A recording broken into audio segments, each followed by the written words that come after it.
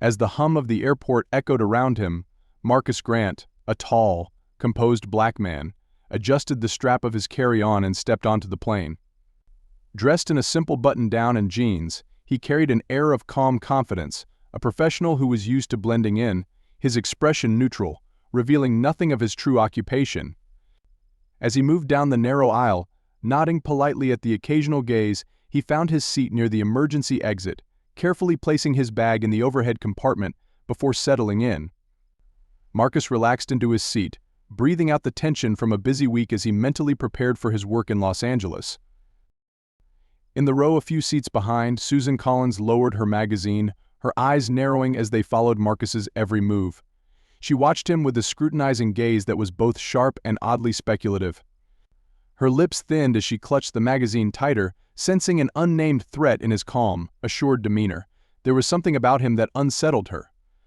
Her mind raced, quietly piecing together stories and images she'd seen on the news, narratives of nameless threats that had lodged themselves deeply into her subconscious.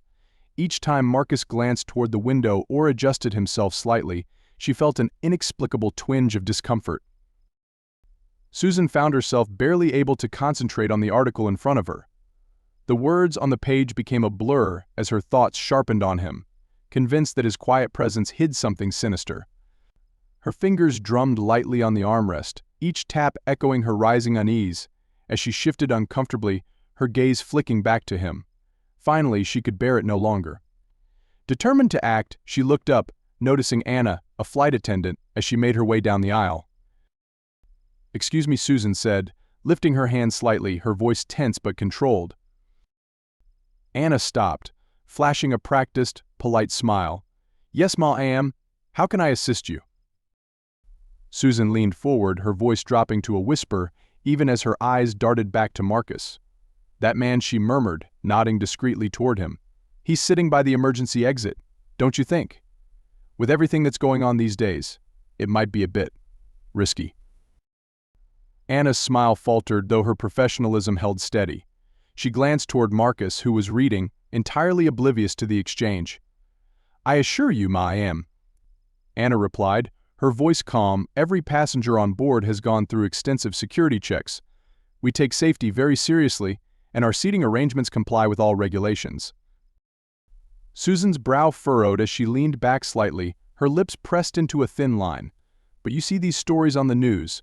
Sometimes it's the ones who seem calm that you have to watch out for." She glanced pointedly at Marcus, the words laced with the underlying tones of her bias. "I just think it's better to be cautious, you know." Anna maintained her polite tone, though her eyes narrowed ever so slightly. She was accustomed to these types of subtle insinuations, remarks that belied prejudice under the guise of safety concerns.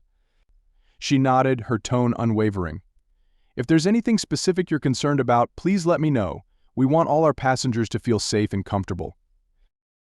Susan huffed, feeling dismissed, and turned her gaze back toward Marcus. She couldn't shake the sense that she was being ignored, that Anna didn't understand the seriousness of what she was saying. Her eyes never left Marcus, her discomfort now manifesting as a determination to keep him in her sight. She resolved that if no one else saw the danger, then she would have to be the one to watch. Susan's eyes narrowed, tracing Marcus's every movement. She watched as he casually reached down to check his bag, his hand carefully unzipping it to retrieve something small, a bottle of water. She held her breath, irrational thoughts clouding her mind. Why does he keep looking at that bag? She wondered, her hands gripping the armrests as her anxiety grew. Each glance he cast at his belongings seemed to escalate her unease, feeding a mounting dread that had no tangible basis. Unable to contain her discomfort, Susan shot her hand up, signaling for the flight attendant. Anna approached, a warm smile softening her professional demeanor. "Yes, ma'am. How can I assist you?" Susan leaned in, her voice a hushed but urgent whisper. "That man by the emergency exit, he's been checking that bag of his repeatedly. It seems very suspicious. I think you should search it." Anna's expression didn't falter, though her eyes flickered briefly to Marcus, who was quietly flipping through a book. She returned her gaze to Susan, her voice calm and reassuring. "Ma'am, I assure you every passenger, including him, has gone through security screening. We have strict protocols, and unless there's a specific concern or incident, We cannot inspect someone's personal belongings. But I know something's off about him, Susan insisted, her voice wavering between frustration and fear. Just look at him. He keeps reaching into that bag. What if he's, hiding something dangerous? Anna's polite smile remained steady. Please try to remain calm. The safety of all passengers is our priority, but we have to respect each person's privacy unless there's a clear reason to intervene. Susan clenched her jaw, irritation flashing in her eyes. The flight attendant's reassurance felt dismissive, and her mind spun with more troubling scenarios. She felt her cheeks flush as she looked back at Marcus, more convinced than ever that he was hiding something. Marcus could feel Susan's gaze burning into him, her eyes glued to his every movement. He kept his breathing steady, trying to focus on the book in his hands, but the intensity of her scrutiny was hard to ignore. He'd dealt with unfounded suspicion before, and the familiar weight of prejudice now settled heavily in the air between them. Susan's mind was racing. She watched him intently, unable to comprehend his unruffled demeanor. How can he stay so calm? She wondered, her suspicions morphing into dark certainties. Her pulse quickened with each page he turned, each time he casually glanced at his bag. The fact that he was so composed only deepened her distrust, convincing her that his calmness was a front, a way to disguise his true intentions. In her mind, Marcus's every action took on sinister implications. When he reached down to adjust the strap on his bag, she was certain he was checking on something dangerous. Her mind replayed snippets of news stories and sensational headlines, each one feeding her racially charged paranoia. She had convinced herself that this man, with his quiet confidence, was more than he appeared, more dangerous than the flight attendants understood. She turned back to Anna, who was attending to another passenger, and caught her eye with a desperate look. Anna's brows knitted in a momentary frown as she recognized Susan's escalating distress. Susan mouthed, "Keep watching him." With an urgency that made Anna hesitate, caught between her professional obligation to calm all passengers and the disturbing intensity of Susan's gaze. Unable to hold back any longer, Susan turned to the passenger next to her, whispering harshly, "Do you see what he's doing? He keeps touching that bag. I'm telling you, something's wrong." The passenger glanced at Marcus, then back at Susan with mild confusion, shrugging. "I think he's just reading." But Susan wasn't convinced. She leaned back in her seat, her gaze sharp, her mind swirling with doubts, convinced that if no one else could see the danger, it was her responsibility to stay vigilant. Marcus, though aware of the discomfort radiating from behind him, maintained his steady calm, choosing not to give in to the tension creeping through the cabin.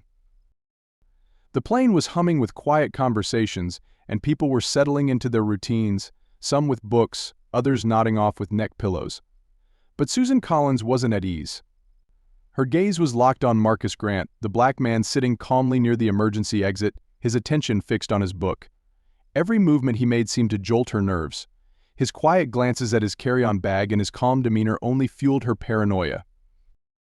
Unable to shake her fear, Susan leaned toward the middle-aged man beside her, a stranger who looked slightly startled at her sudden proximity. "Excuse me," she whispered urgently, gesturing subtly toward Marcus. "Have you noticed him? The man near the emergency exit."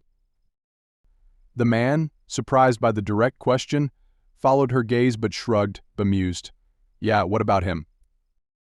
Susan's voice lowered, a strained edge sharpening her words. "Doesn't he seem suspicious to you?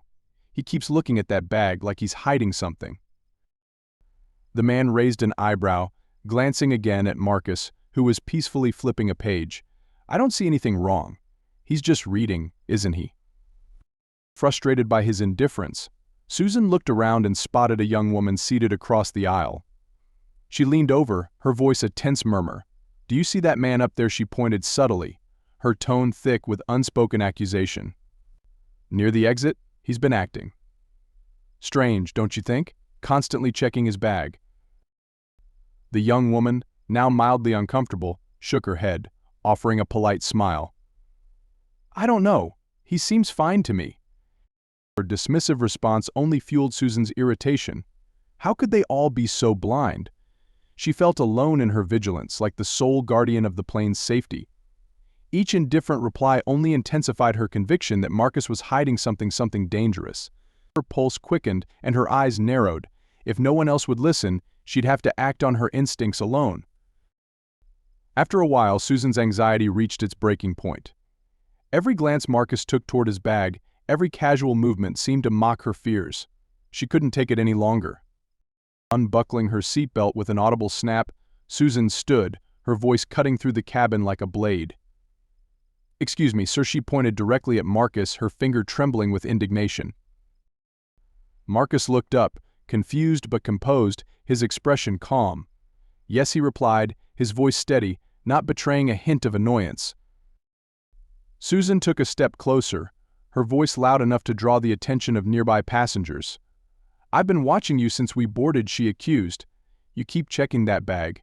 What are you hiding in there?" The murmurs grew as more passengers turned their heads, their faces a mix of curiosity and discomfort. Marcus met her gaze evenly, his calm unwavering. "Ma'am, I assure you there's nothing in this bag that concerns you or anyone else. Please sit down." But Susan was beyond reason. "Sit down," she echoed, incredulous. "You expect us to believe?" That her voice escalated as she gestured wildly toward him. "People like you think you can just get away with anything. I won't be silenced. I'm doing this for everyone's safety." At that moment, Anna, the flight attendant, hurried over, her professional smile a thin veil over her concern. "Ma'am, please lower your voice," Anna said firmly, positioning herself between Susan and Marcus. "You're disturbing other passengers." Susan's face twisted in anger, but she didn't back down. "Disturbing?" she scoffed, her tone dripping with outrage. "I'm trying to protect all of you. And you're all too blind to see the danger sitting right here." Anna took a deep breath, her tone calm but insistent. "Ma'am, we've all gone through security, and our seating arrangements are based on those protocols. I need you to return to your seat." But Susan barely heard her. Her eyes remained locked on Marcus, who held her gaze with quiet strength. In the silence that followed, Marcus softly addressed her, his words both firm and respectful. "Ma'am, please trust that I'm just here to have a peaceful flight, like everyone else." Susan's fury faltered, if only for a moment, as his words hung in the air. But as she glanced around, seeing no one else willing to rally to her side, her anger shifted into a quiet, simmering frustration, her expression resolute yet isolated. Anna watched her carefully, ready to intervene again if needed. Marcus, seeing the resolution in Anna's gaze, nodded to her in silent acknowledgement, and with that, the tension eased just enough for the passengers to breathe again. Marcus felt the air grow heavier around him as more eyes turned his way, whispering, shifting, unsettled by the scene unfolding. His patience, though strong, was wearing thin. Finally, sensing the need to intervene decisively, Marcus took a slow breath and stood up, a gesture that silenced the cabin. He reached into his jacket pocket with a steady hand and pulled out his badge, holding it up for everyone to see. The murmuring subsided as the passengers, flight attendants, and even Susan watched him closely. His voice was calm but firm, meant to carry a sense of authority and reassurance. "My name is Detective Marcus Grant," he began, his words deliberate, spoken with the clarity and composure he'd cultivated through years on the force. "I'm an undercover detective with the New York Police Department, here on official business. I'm carrying medication for a heart condition, which is why you may have seen me check my bag. There is absolutely nothing dangerous in my possession." A few passengers exchanged glances, and some seemed visibly relieved, nodding to one another, as though the tension had finally lifted. Marcus could see them relaxing back into their seats, clearly ready to put the unsettling situation behind them. He gave a small nod to Anna, who smiled back, appreciating his effort to diffuse the unease that had permeated the cabin. But just as calm began to settle, Marcus noticed Susan's eyes narrow, her mouth pressing into a thin line, her jaw clenched as she stared him down. Susan's distrust only seemed to harden. Her face flushed with anger, and her voice trembled with a vehemence that startled those nearby. "Detective," she scoffed, her voice rising, cutting through the cabin. "Oh, please, you think just because you flash some badge, we're supposed to trust you?" She pointed a shaking finger at Marcus, her tone dripping with contempt. "That's a fake badge if I've ever seen one. A cover, nothing more. Who knows what you're smuggling on this plane? He's manipulating you all." A murmur swept through the cabin, the previous calm shattered by Susan's outburst. Some passengers exchanged uncertain glances while others looked away, uncomfortable with the scene but unsure how to react. Anna approached Susan, speaking in a low, controlled voice. "Ma'am, please, you need to calm down. You're disturbing everyone." Susan, undeterred, raised her voice even louder. "Oh, I'm disturbing everyone?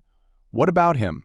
He's a threat to every single person on this flight, and you're all too blind to see it." She gestured frantically at the other passengers, as if trying to rally them to her side, her tone almost pleading.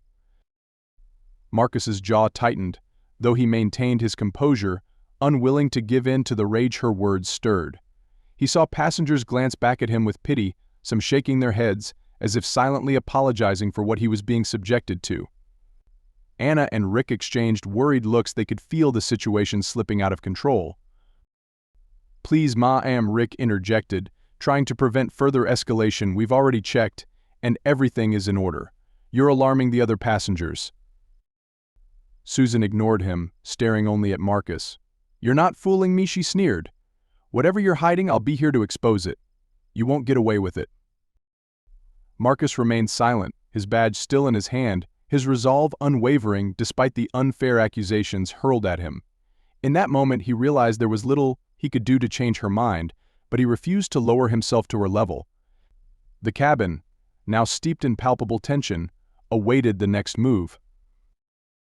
The flight was approaching its descent when the captain's voice came over the intercom, announcing the upcoming arrival in Los Angeles. The seatbelt sign flickered on, but the tension in the cabin remained unbroken, hanging thickly in the air. Anna had discreetly informed the captain of the situation, and he had radioed ahead for airport security.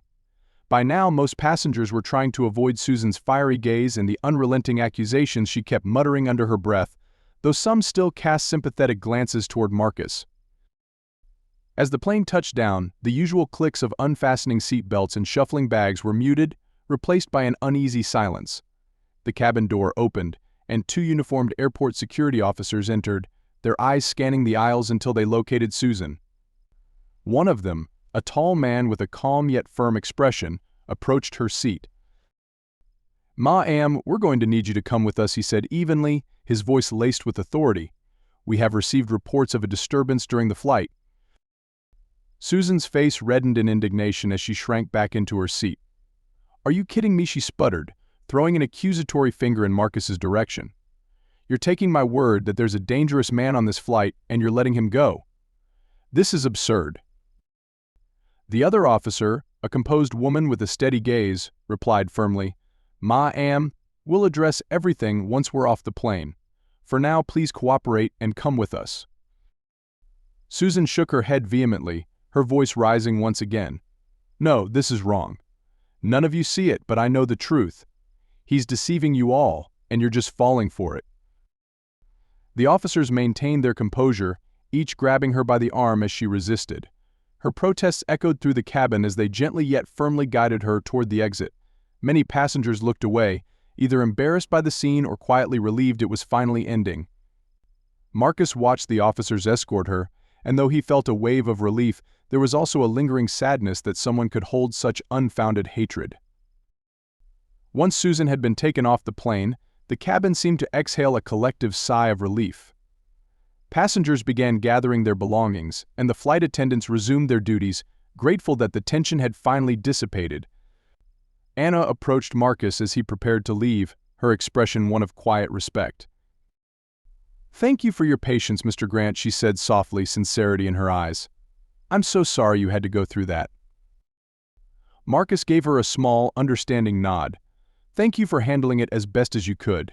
Not everyone would have been so professional." As he moved down the aisle, several passengers made quiet gestures of support, some nodding respectfully, others offering soft apologies. One elderly man, who had watched the entire scene unfold, reached out to touch Marcus's arm, his voice gentle yet tinged with sorrow. "I'm sorry for what you went through," he said quietly, his voice barely a whisper, as if afraid to break the stillness that had finally settled. "No one should have to face that." Marcus managed a small, appreciative smile. "Thank you, sir. Unfortunately, it's something I've learned to handle." With his head held high, Marcus stepped off the plane, walking into the bustling terminal where the sounds of life and movement felt both familiar and grounding. Though the encounter left a shadow on his heart, Marcus knew he had faced it with the dignity and grace that the moment demanded.